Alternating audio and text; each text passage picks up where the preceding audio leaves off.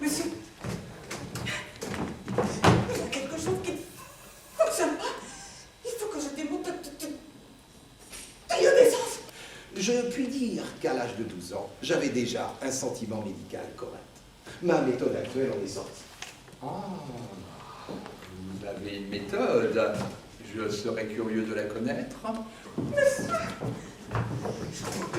je devrais aussi démonter le carburateur. Tu prendras le strapontin, n'est-ce pas? Le docteur Knock se placera près de moi pour bien jouir de la vue. Mais je vous en supplie, partons tout de suite.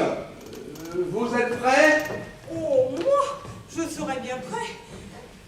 Mais je ne crois pas que nous arriverons tout seuls à la mettre en marche. Comment cela? C'est l'exacte vérité. On dirait que vous étiez caché là dans un petit coin. Je n'y étais pas, mon ami. Ah, alors, c'est quelqu'un qui vous l'a raconté. Et quelqu'un de bien placé. Vous ne montrez pas de la tête que vous en avez discuté récemment avec monsieur le préfet. Bien, bien. Je compte sur vous, n'est-ce pas? Et rondement. Bonjour, Madame Bernard. J'espère que je ne vous ai pas trop dérangé en vous priant de venir à cette heure-ci. Non, j'ai 2 minutes. Mon adjoint surveille la récréation. Voilà donc une malheureuse population qui est entièrement abandonnée à elle-même au point de vue hygiénique et prophylactique. Dame. Mais alors, mais j'aurais pu m'y informer de votre hypothèse. Mon prédécesseur aurait-il été en dessous de sa tâche? C'est une affaire de point de vue.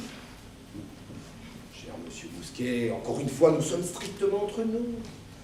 Le docteur Parpalais est un excellent homme. Nous avions les meilleures relations privées. Mais on ne ferait pas un gros volume avec le recueil de ces ordonnances. Vous l'avez dit. Faites prévenir que les consultations gratuites se terminent à 11h30. Vous vous rendez compte de votre état? Non? Et vous avez envie de guérir ou pas? J'ai envie! Mais j'aime mieux vous prévenir tout de suite que ce sera très long et très coûteux. Oh mon Dieu, et pourquoi ça? Mais parce qu'on ne guérit pas en 5 minutes un mal qu'on traîne depuis 40 ans. Depuis 40 ans? Mais oui, depuis que vous êtes tombé de votre échelle.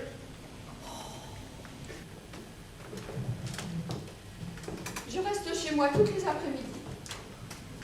Il vient quelques personnes.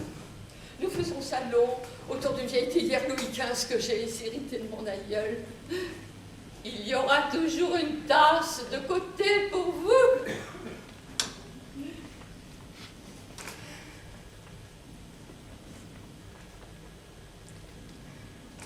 Vous savez que je suis réellement très tourmentée avec mes locataires et mes titres. Je passe des nuits sans dormir. C'est horriblement fatigant. Vous ne connaîtriez pas, docteur, un secret pour faire dormir? Ah, mais ils nous ont cédé leur tour, demandez-leur.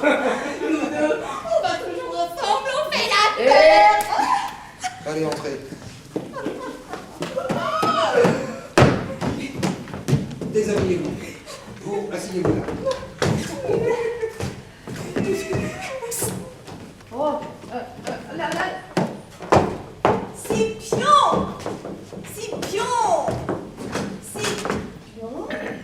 La voiture est arrivée? Oui, madame. On disait que la route était coupée par la neige. 15 minutes de retard. À qui sont les valises? À une dame de Livron qui vient consulter. Mais nous ne l'attendons que pour ce soir. Erreur. La date de ce soir vient de Saint-Marcelin.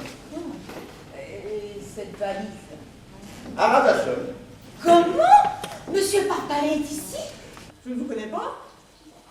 Le docteur Parpalais. Il y a 3 mois encore, j'étais médecin de Saint-Maurice. Ah, sans doute n'êtes-vous pas de pays. Si, mais je ne savais pas qu'il y avait eu un médecin ici avant le docteur Knock. Excusez-moi, la patronne va sûrement venir. Il faut que je termine la stérilisation de mes têtes d'oreiller. Enfin, bon, si les gens en ont assez d'être bien portants, et s'ils veulent s'offrir le luxe d'être malades, ils auraient tort de se gêner. C'est d'ailleurs tout bénéfice pour le médecin. Oh, il est vrai que j'ai quintuplé mon chiffre d'affaires. Et je suis loin de le déplorer. Mais il y a d'autres satisfactions que celle-là. Moi, mon cher docteur Parpalais, j'aime mon métier. Et j'aime à me sentir utile. Je trouve plus de plaisir à tirer le collier qu'à ranger mon frein. Simple question de tempérament. Mais me permettez-vous de me poser une question tout haut? Si je possédais votre méthode, si je l'avais bien en main comme vous, s'il ne me restait qu'à la pratiquer, est-ce que je n'éprouverais pas un scrupule? Répondez-moi. La vérité, c'est que nous manquons tous d'audace et que personne, pas même moi, n'osera mettre toute une population au lit pour voir, pour voir. Et je ne vous parle pas des cloches. Songez que dans quelques instants, il va sonner 10 heures. Que 10 heures pour tous mes malades, c'est la 2e prise de température rectale. Et que dans quelques instants, 250 thermomètres vont pénétrer à la fois. J'aurais été curieux de savoir si mes propres observations coïncident avec l'espèce de diagnostic involontaire dont vous parlez. Mon cher confrère, laissons cela pour l'instant.